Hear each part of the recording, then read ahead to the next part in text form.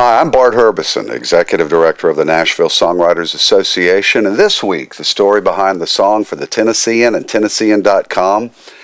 You know, it stretched out on the record a long ways because it's called Sold, the Grundy County Auction Incident. Written by Rob Royer and our guest today, the great Rich Fagan. You know, Rich, you and I have known each other for a long time, and we talk music and so many songs. I did not know this story till just before this interview today. I always thought this, I'm about to give you a compliment. I always thought this was, that you'd been up to Grundy County, and this actually happened. Because it's a great song that just keeps appearing in a million different places that we'll talk about. But you made the whole thing up. Yeah. Tell me about it. Well, Rob Royer and I, Rob from Bread. Yeah, family member of Bread. The group, not the gene pool. You know? I always say Rob was in Bread. But anyway, yeah, we were at this benefit at the Boardwalk Cafe, and I did a set. And afterwards we were talking, and he said, I ran into this slow-talking Tennessean guy. And I said, what do you do for a living? He said, oh, I'm an auctioneer. He said, really?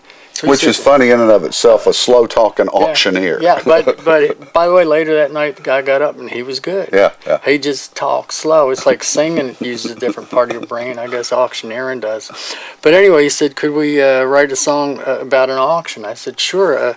I know there's only one song, The Auctioneer by Leroy Van Dyke, and I don't really know how it goes, so let's have at it. So I just was making up a dummy melody. In fact, the chorus, you know, once I realized what I had, and that first day, it was like Norma Jean Riley's going to fall for me.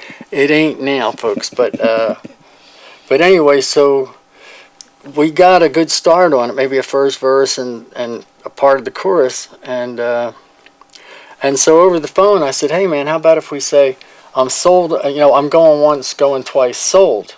And he said, no. But he called me up about a half hour later. He said, well, if he sold on later, I went, yeah. So I'm glad he called you back. Oh, but Rob's like that. Yeah. It's fun. We wrote another song, and you couldn't say L.A. twice. So I went, City of Angels. He went, good. But yeah, Rob's wonderful. But anyway, then the other thing was that we pretty much had the chorus, and we hadn't gotten to going once, going twice, sold. So usually in a chorus, that would be it. I'm going once, going twice, sold. There you go.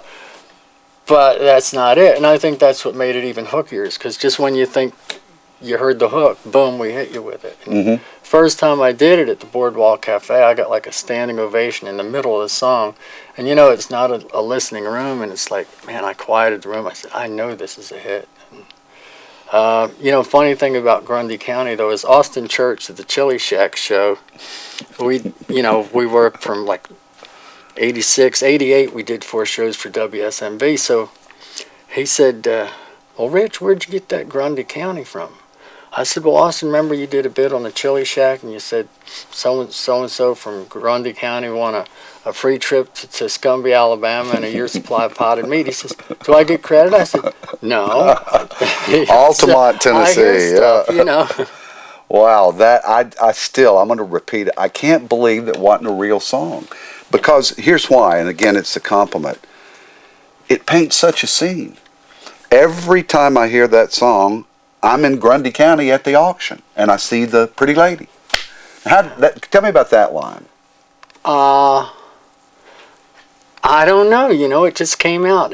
You know, I knew that I always liked Rattle's words, but I know they got to sound right and they got to say something, you know. And, hey, pretty lady, why don't you give me something? I don't know. It just seemed to be what needed to be said, you know, once we set it up, you know. So I just shouted out above the crowd, there's your feeder line. So, hey, pretty lady, why don't you give me a sign? You know, it just came out that way. Had you ever auctioneered? No. It sounds like it. I can talk fast. Chris Clark wrote a song twice as fast as that called Hectic. And Trina Barnes sang the demo for free. She just moved to town.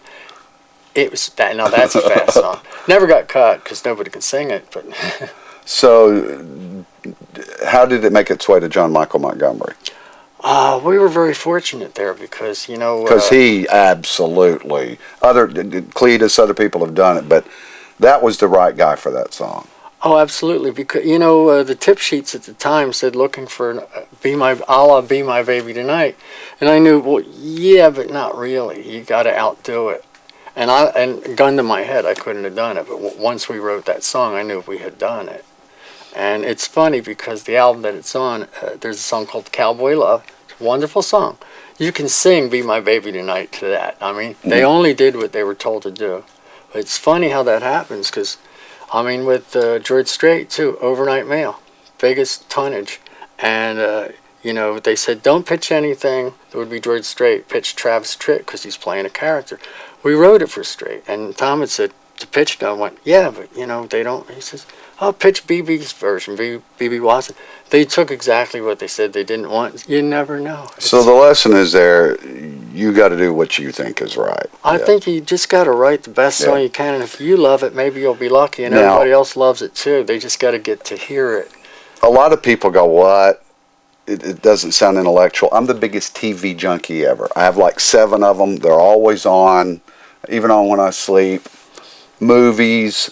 That song keeps showing up. Reality shows here, there, and even some kid on YouTube singing it. I have a Scandinavian version. It's on a Peanuts album it's supposed to be Snoopy singing. It's a little kid.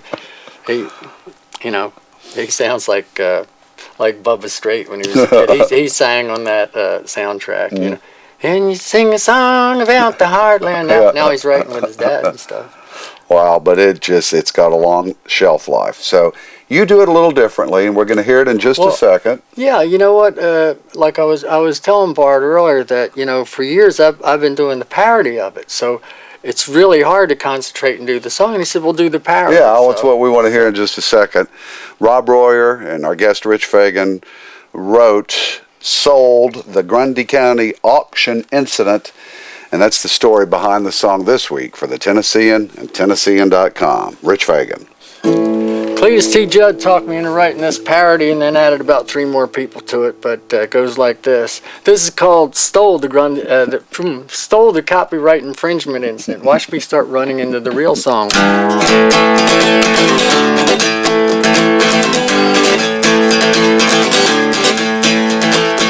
Well, I went down to a Music City function where I just heard a song I had to have.